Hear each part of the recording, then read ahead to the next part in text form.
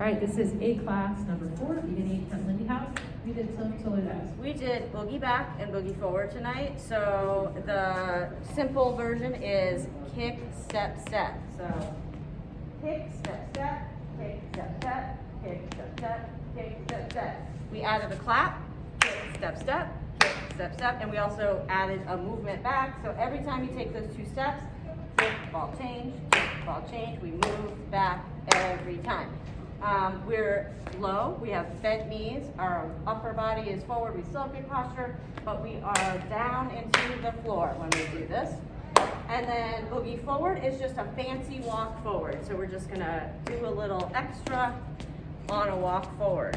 I gave you some choices for arms. You can keep them low. You can come up to shoulder height and go back and forth. You can go over your head like this. Or you can do something completely different. That's totally up to you. So we did 8 counts back, 8 counts forward, 8 counts back, 8 counts forward. So it looks like this.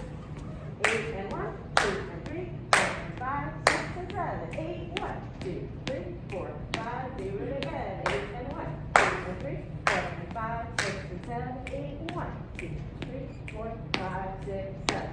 And I believe, correct me if I'm wrong, I believe in your folder there is a video of this whole routine if you want to see the whole thing in context. That's correct. Yes. That's right. All right, and finally, we got to the swing out tonight. So we did this. Maybe I go this way. Look like this.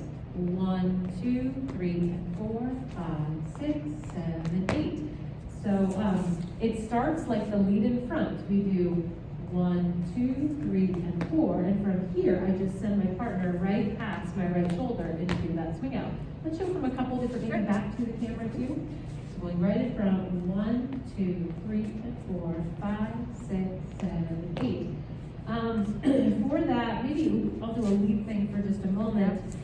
Leads, whenever we're leading this swing out, we did this solo practice where we did 1, 2, 3, and 4. Here, want your foot and your hand 5 to come through on that 5. You're going to send your partner past you. As soon as you give your partner momentum, you want to let go. You don't want to let go too soon because you haven't given momentum. They'll kind of drift off. If you hang on too long, it interrupts their footwork moving all the way through the swing out.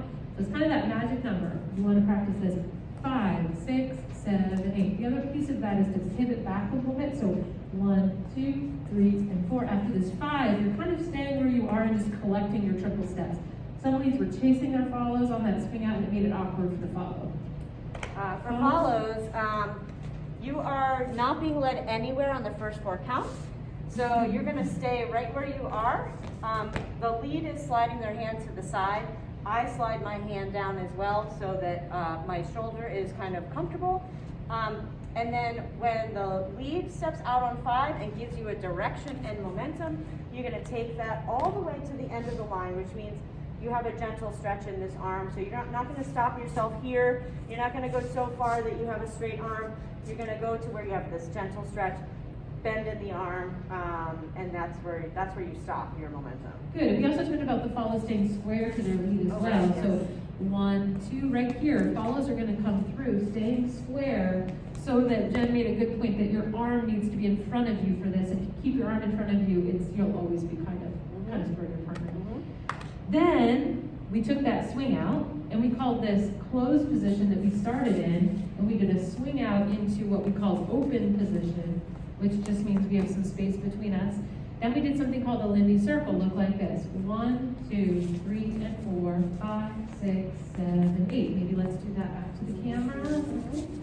We've got a 1, 2, 3, and 4, step, step, triple step. Practice that rotation.